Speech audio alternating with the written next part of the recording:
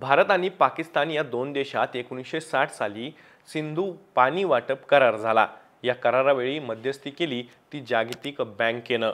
या करारावर स्वाक्षरी केली भारताचे तत्कालीन पंतप्रधान पंडित जवाहरलाल नेहरू आणि पाकिस्तानचे तत्कालीन राष्ट्रपती आयूब खान यांनी।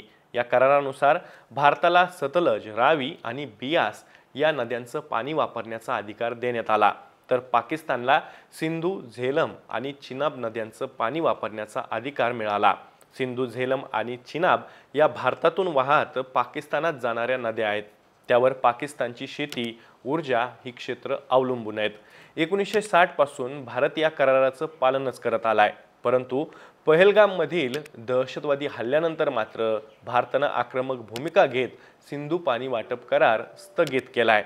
या निर्णयामुळे पाकिस्तानची सर्व बाजूने कोंडी होऊ शकते असा दावा सुद्धा केला जातोय। एक प्रकारे वॉटर डिप्लोमसीचा वापर करून पाकिस्तानवर भारत दबाव निर्माण करण्याचा प्रयत्न करतोय।